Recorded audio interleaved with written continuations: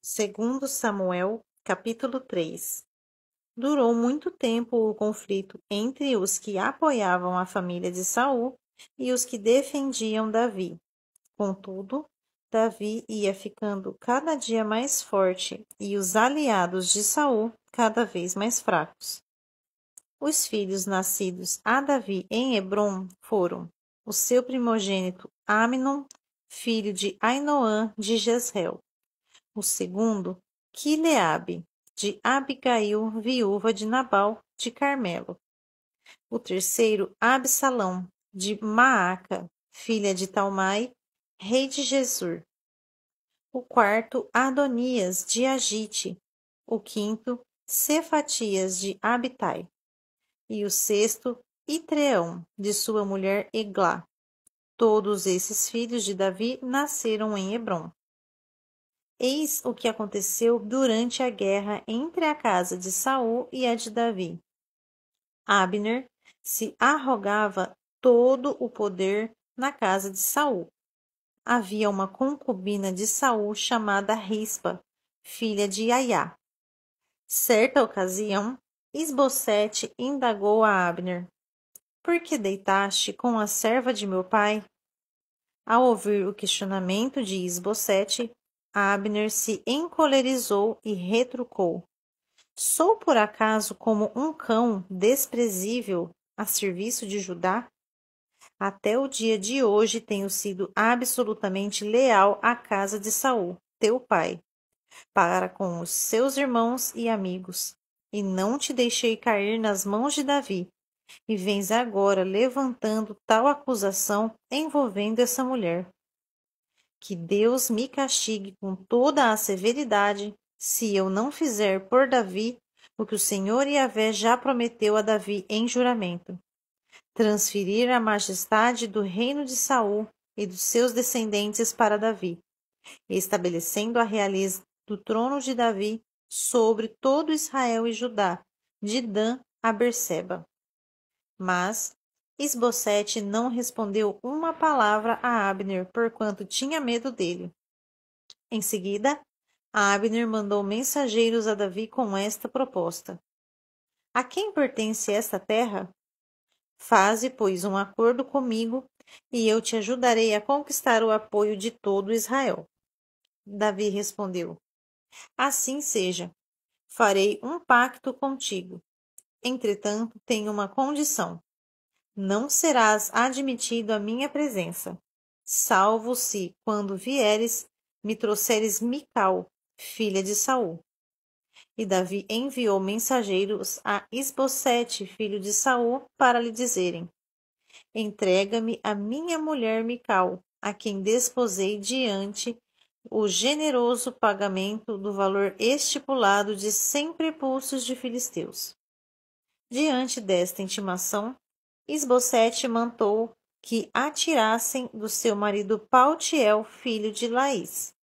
Porém, Paltiel partiu no seu encalço e a seguiu aos prantos até Baurim. Contudo, Abner ordenou-lhe que retornasse para casa, e ele obedeceu e voltou. Entrementes, Abner havia conversado com os anciãos de Israel e lhes tinha dito: Faz já muito tempo que vós desejais ter a Davi como vosso rei. Proclamai-o, portanto, agora rei entre vós, porque o Senhor Yahvé declarou a respeito de Davi: É por intermédio do meu servo Davi que livrarei o meu povo Israel das mãos dos filisteus e de todos os seus inimigos. Abner falou também com o povo da tribo de Benjamim, e depois foi a Hebrom a fim de explicar a Davi o que os cidadãos de Benjamim e o povo de Israel tinham resolvido. Acompanhado de 20 homens, Abner chegou a Hebrom para conversar com Davi. E Davi ofereceu uma festa para recepcionar Abner e a sua comitiva. Então, Abner declarou a Davi: Permita que eu me vá e reúna todo Israel, meu senhor, para que celebrem um pacto contigo, ó rei, e reines sobre tudo o que desejares. Então Davi o despediu em paz, e ele partiu tranquilo. Pouco tempo mais tarde, Joabe e os demais oficiais de Davi retornaram de um ataque rápido que haviam realizado, trazendo consigo grande despojo. Todavia, Abner não estava mais com Davi em Hebrom, porquanto este já havia deixado ir embora em paz. Assim que Joabe chegou com todo o exército, contaram-lhe que Abner, filho de Ner, visitara o rei e que este o havia deixado seguir seu caminho tranquilamente. Então Joabe foi falar com o rei e lhe questionou: Que fizeste? Abner esteve contigo e permitiste que ele partisse em paz? Tu conheces bem a pessoa de Abner, filho de Ner. Ele veio para te enganar, conhecer as tuas ideias, teus procedimentos. Veio a fim de saber tudo o que fazes e como ages. Então, saindo da presença de Davi, Joabe mandou mensageiros atrás de Abner, e eles o trouxeram de volta desde o poço de Sira.